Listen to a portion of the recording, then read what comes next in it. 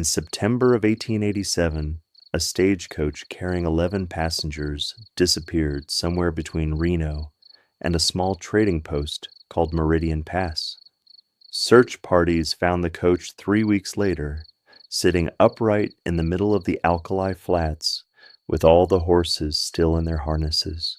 The horses were dead, standing frozen in place, their eyes gone, their mouths open in silent screams.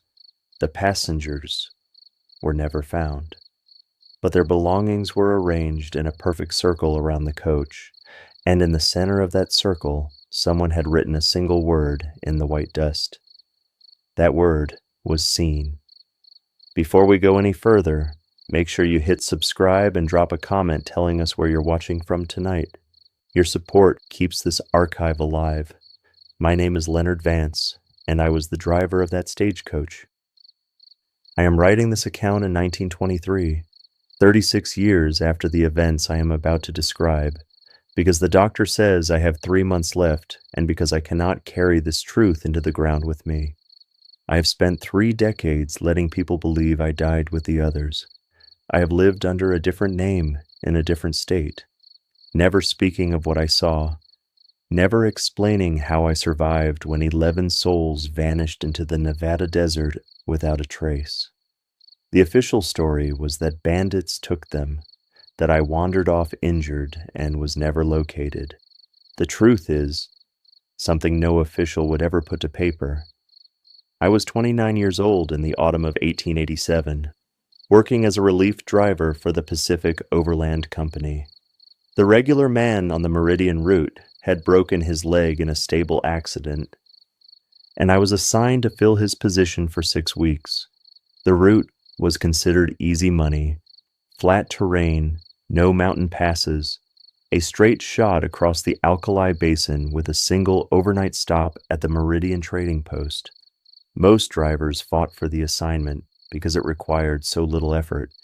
I should have asked why the regular man seemed relieved when I took his place. I should have noticed the way he avoided my eyes when he wished me luck. The coach departed Reno on the morning of September 14th under a sky the color of old bone. The air was already warm despite the early hour, carrying that particular dryness that makes your lips crack within minutes. I had 11 passengers that day, a family of 4 heading to a relative's ranch near the California border. A pair of drummers hauling sample cases full of kitchen implements, a young woman in mourning clothes who never spoke and never lifted her veil, an elderly preacher with liver spots on his hands and a Bible worn soft from use, a businessman in an expensive coat who complained about everything, and 2 men in plain clothes who said they were land surveyors but carried no surveying equipment. I remember studying their faces as they boarded. The father of the family was named Hollis Maynard. His wife was Eleanor. Their children were a boy of perhaps 12 and a girl no older than 8. The drummers introduced themselves as Wilkins and Pratt. The woman in mourning gave no name at all. The preacher was Reverend Josiah Crane. The businessman was called Mr. Ashworth. The 2 surveyors said their names were Burke and Leland. These were the last 11 people to see Meridian Pass before the territory closed that road forever. We made good time through the morning. The horses were fresh, the road was hard-packed, and the coach moved smoothly across the flat expanse of sage and dust. By noon, we had covered nearly half the distance. I stopped at a watering station run by an old Basque shepherd who kept a few barrels filled from a spring 2 miles east. He took my money for the water, but he would not meet my eyes. When I asked if the road ahead was clear, he only nodded once and turned away. I thought nothing of it at the time. Shepherds in that country were often strange, living alone for months with only their flocks for company. I watered the horses, let the passengers stretch their legs, and climbed back onto the driver's box. We were back on the road within 20 minutes. The sun beat down without mercy.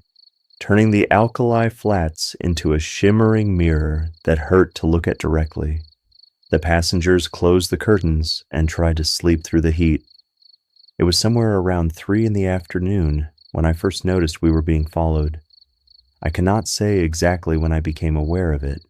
There was no single moment of realization, just a gradual understanding that something was wrong with the horizon behind us. At first, I thought it was heat distortion, the way the desert plays tricks on your eyes when the temperature climbs. But the shape I saw was too consistent to be a mirage. It stayed in the same position relative to us, no matter how the coach moved. It maintained the same distance, no matter how fast I pushed the horses. I did not mention it to the passengers. There was no point in alarming them over what might have been nothing, but I kept glancing back, watching that shape hover at the edge of visibility, never growing closer, never falling behind.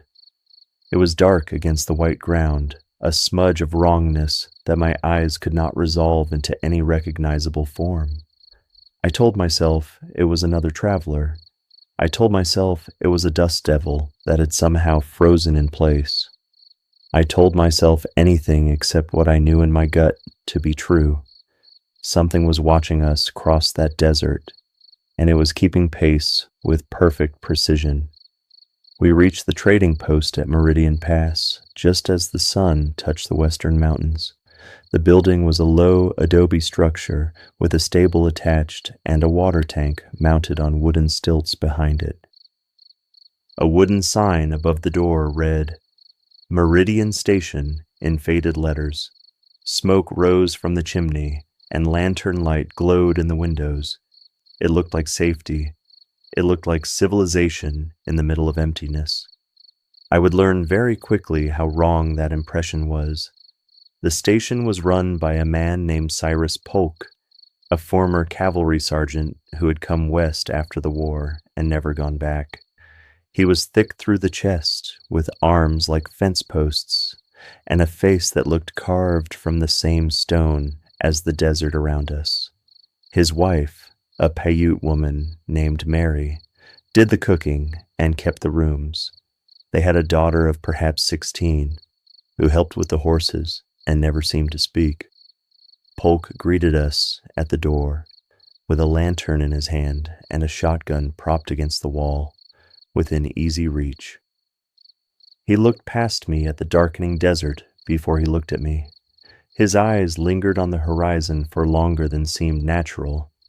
When he finally met my gaze, I saw something in his expression that I did not understand at the time. It was recognition, not of me personally, but of the situation. He had seen this before. He knew what was coming. The passengers filed into the station and arranged themselves around the main room, while Mary served a dinner of beans, salt pork, and cornbread. The children fell asleep almost immediately, exhausted from the heat and the motion of the coach.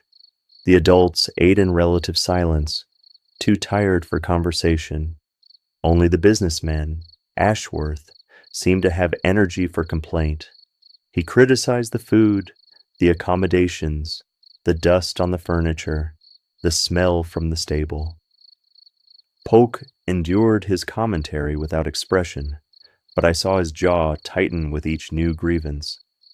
After dinner, I stepped outside to check on the horses and smoke a cigarette in the cooling air. The sky had turned purple in the east and orange in the west, and the first stars were emerging overhead. The desert stretched away in every direction, flat and featureless, except for a few low hills to the north. I stood there for perhaps 5 minutes, enjoying the quiet, before I noticed that Polk had followed me out. He stood beside me without speaking for a long moment. Then he asked how long I'd been driving the Meridian route. I told him this was my first trip. He nodded slowly, as if this confirmed something he had suspected. He asked if I had noticed anything unusual on the road. I hesitated before answering. I did not want to sound like a man who jumped at shadows, but something in his voice made me trust him, so I described the shape I had seen following us across the flats. His face went still when I finished. He looked out at the desert, and his hand moved toward his pocket before stopping halfway. He told me that the shape I saw was called many things by many people. The Paiute called it the Watcher. The Shoshone called it the One Who Counts. The Basque shepherds called it nothing at all, because they believed speaking its name would draw its attention. He said it had been in this desert since before there were people to see it. He said it did not hunt, it did not kill, it simply watched. And when it had watched long enough, when it had counted every soul in a group and memorized every face, that was when the others came. I asked him what others he meant. He did not answer. He only looked at me with those flat, exhausted eyes and told me to get my passengers back on the road at first light. He said the longer we stayed in one place, the easier we were to count. He said the only safety was movement, and even that was not always enough. I did not sleep that night. I sat in a chair by the window of my small room and watched the darkness outside. The moon rose late and thin, casting pale light across the Alkali flats. And there, perhaps a quarter mile from the station, I saw them standing in a row, 5 shapes, motionless, facing the building. They were too far away to make out clearly, but I could see that they were tall and thin, with proportions that did not match any human frame. They stood perfectly still for hours. They never moved. They never shifted position. They simply watched. When the sky began to lighten before dawn, I looked again. The shapes were gone. The desert was empty. I told myself I had imagined them, that fatigue and Polk's stories had combined to trick my eyes. But I knew better. I had seen them, and somehow I knew that they had seen me too. I woke the passengers before sunrise and urged them to eat quickly. Most of them grumbled at the early hour, but something in my voice must have conveyed urgency because they complied without serious argument. Only Ashworth refused to be rushed. He insisted on a proper breakfast and accused me of trying to cheat him out of the accommodations he had paid for. I told him he could stay behind if he wished. I told him I was leaving in 15 minutes with or without him. He glared at me with hatred in his eyes. But he got on the coach. Polk helped me hitch the horses in the gray light before dawn. His movements were quick and efficient, and he kept glancing at the horizon as if expecting to see something there. When the coach was ready, he pulled me aside and pressed something into my hand. It was a small leather pouch containing what felt like stones or beads. He told me not to open it, not to look inside, just to keep it on my person at all times. He said it would not save me, but it might confuse them long enough to give me a chance. I asked him a chance to do what? He did not answer. We left Meridian Pass as the sun broke over the eastern mountains. The road ahead was clear and straight, cutting through the Alkali flats toward the distant smudge of green that marked our destination. I pushed the horses harder than I should have, forcing them into a near gallop that ate up the miles but left them lathered and heaving by mid-morning. The passengers complained about the rough ride. I ignored them. I was watching the horizon behind us. The shape was back. It had returned to the same position it held the day before, maintaining that impossible constant distance no matter how fast we moved. But now it was not alone. I counted 3 other shapes flanking it, spaced evenly apart, forming a line that stretched across the desert behind us. They moved in perfect synchronization, never breaking formation, never falling behind or pulling ahead. They were herding us. I understood that with sudden, terrible clarity. They were not chasing us. They were guiding us somewhere. It was nearly noon when the first passenger disappeared. I did not see it happen. No one did. One moment, the drummer named Wilkins was sitting in the coach beside his partner, complaining about the heat. The next moment, his seat was empty. Pratt began screaming, a high, thin sound that cut through the rumble of the wheels. I pulled the horses to a stop and jumped down from the driver's box. The interior of the coach was chaos. The children were crying. Eleanor Maynard had fainted. The Reverend was praying loudly with his eyes squeezed shut. Only the woman in mourning sat motionless, her veiled face turned toward the window, her hands folded in her lap. When I demanded to know what had happened, Pratt could only shake his head and repeat the same words over and over. He was there. He was right there. Then he was gone. I searched the area around the coach. There was nothing. No footprints leading away. No sign of struggle. No indication that anyone had left the vehicle. The Alkali flats stretched away in every direction, white and empty and utterly still. Wilkins had simply ceased to exist, and when I looked back at the horizon, I saw that one of the distant shapes had moved closer. It now stood perhaps half a mile behind us, visible as a dark vertical line against the pale ground. We continued on. What else could we do? The passengers huddled together in the coach, refusing to sit near the windows, refusing to look outside. I drove with the reins wrapped tight around my fists and my eyes fixed on the road ahead. Every few minutes, I glanced back. Every time I looked, the shapes were closer. There were more of them now. I counted 7, then 9, then a number I could not determine because they began to overlap at the edges of my vision. The businessman Ashworth vanished next. He had been sitting in the corner of the coach, as far from the windows as possible, clutching his expensive coat around him like armor. The little girl saw him go. She said he flickered. That was her word. Flickered. Like a candle in a draft. One moment solid, the next moment transparent, and then nothing at all.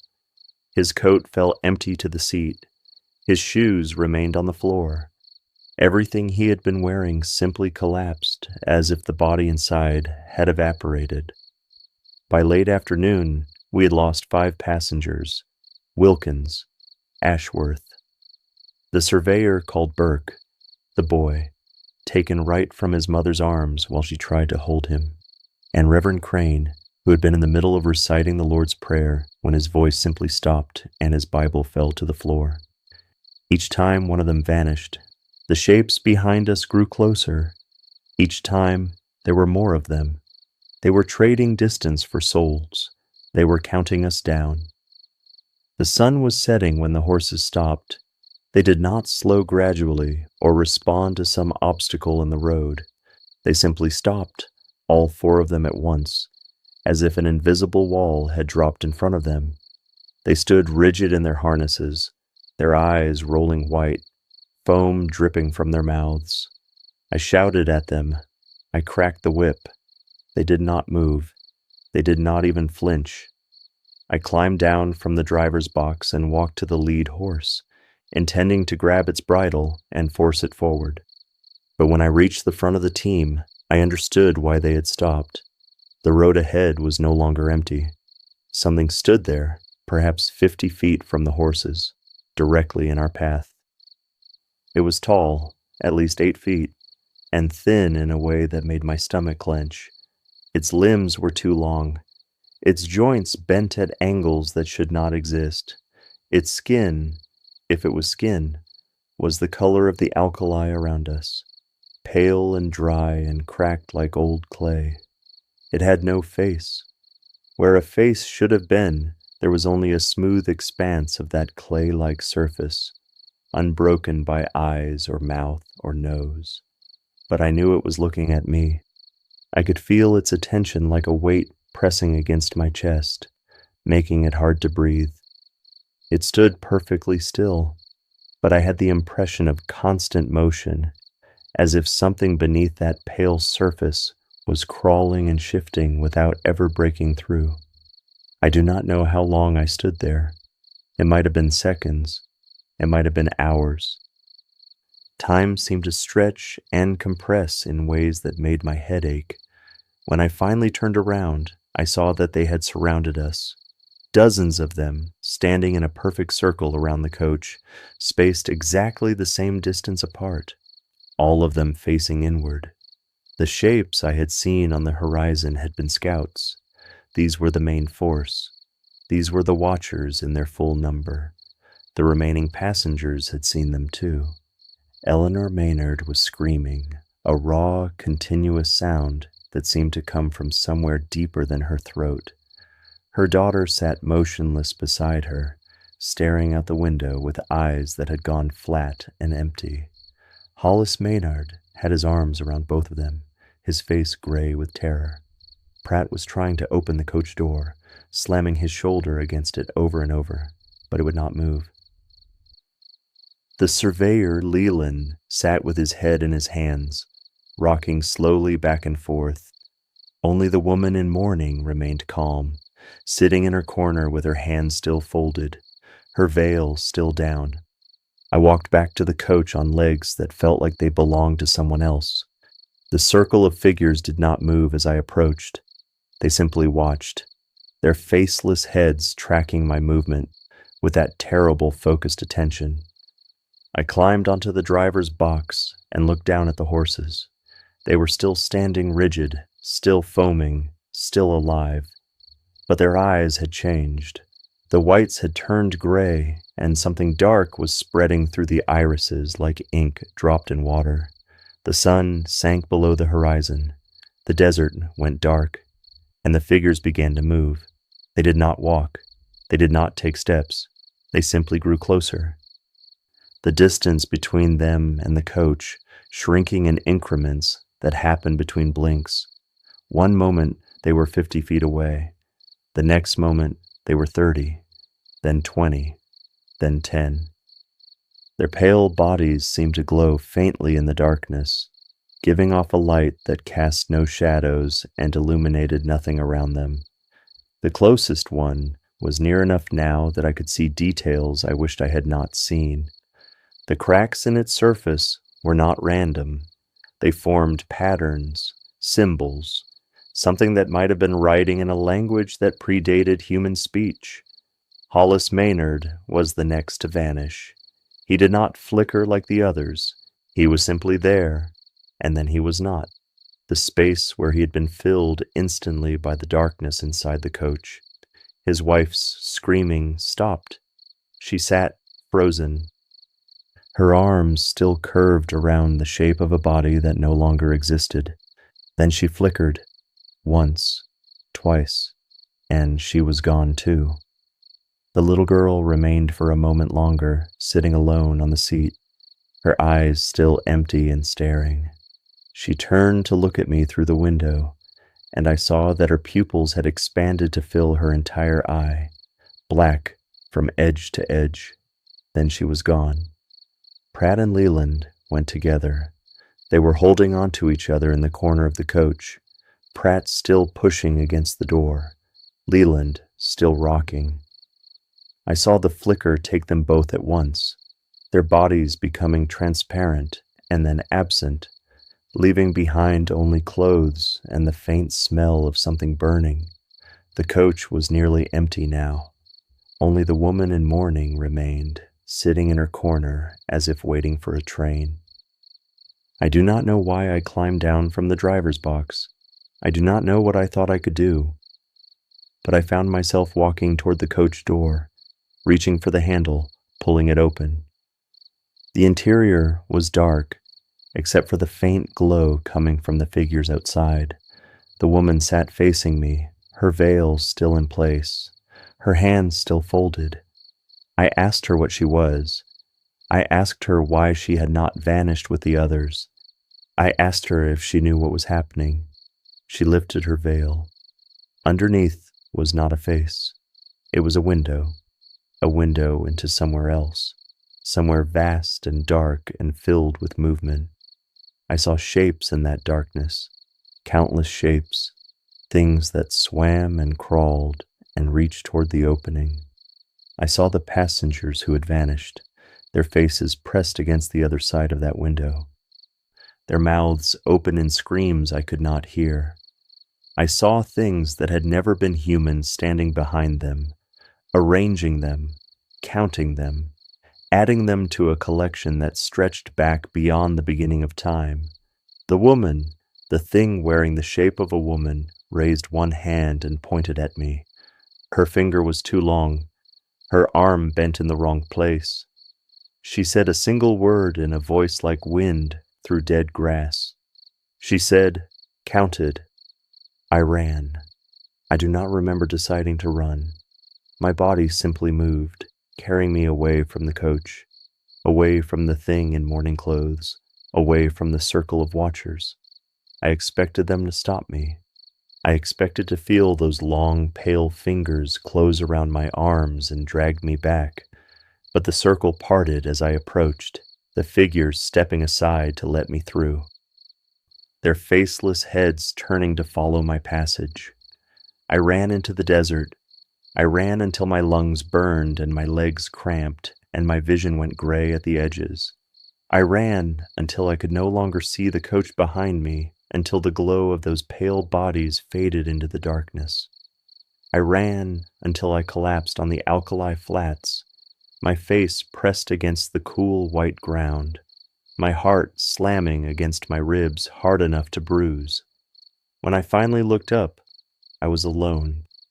The desert stretched away in every direction, flat and empty under the cold stars. There was no sign of the coach. There was no sign of the watchers. There was only silence and darkness, and the faint smell of dust carried on a wind I could not feel. I lay there until dawn. I could not bring myself to move, terrified that any motion would draw them back. When the sun finally rose, I forced myself to stand and look around. The horizon was empty in every direction. I had no idea where I was, or which way led to safety. I picked a direction at random and started walking. It took me 3 days to reach a settlement. I walked through the heat without water, my lips cracking, my skin burning, my mind slipping in and out of clarity. I saw things in the shimmer of the distance, shapes that might have been the watchers, figures that might have been the passengers, walking in a line toward some destination I could not see. I heard voices whispering in languages I did not understand. I felt the constant pressure of attention, the sense that something was still watching me, still counting, still waiting. When I stumbled into the town of Miller's Crossing, I was barely alive. They found me collapsed near the general store, sunburned and dehydrated, raving about things in the desert. The doctor said I had walked nearly 40 miles across the Alkali flats without water or shelter. He said I should have died. He said it was a miracle I survived. I did not tell them about the coach. I did not tell them about the passengers. When the authorities came to ask questions, I said I had been thrown from the driver's box and wandered off injured. I said I did not remember what happened. I said I did not know where the coach had gone. They searched the desert for weeks. They found the coach eventually, sitting upright on the flats with the horses dead in their harnesses. They found the passengers' belongings arranged in a circle. They found the word "seen" written in the dust. They never found the bodies. They never found an explanation. The territorial government closed the Meridian route 2 months later. They said it was due to lack of traffic. They said the road was not economically viable. The truth was that 3 more travelers disappeared on that road in the weeks after my escape, and no one was willing to risk a 4th incident. Polk and his family left the trading post and moved to California. The Basque shepherd who ran the watering station was found dead in his tent, his eyes gone, his mouth open in a silent scream. No one investigated. No one wanted to know. I changed my name and moved east. I took a job as a clerk in a dry goods store in Pennsylvania, as far from the desert as I could get. I married a woman who never asked about my past. I raised children who never knew their father had driven a stagecoach into oblivion. I tried to forget. I tried to convince myself that what I had seen was a fever dream, a hallucination brought on by heat stroke and dehydration. I almost succeeded, but the pouch that Polk gave me remained. I kept it in my pocket for years, afraid to open it, afraid to throw it away.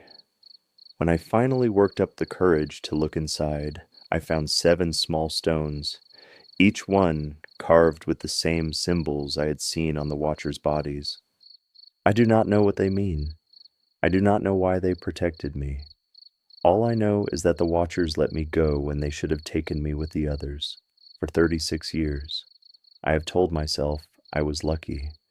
For 36 years, I have told myself I escaped. But I know now that I was wrong. I did not escape.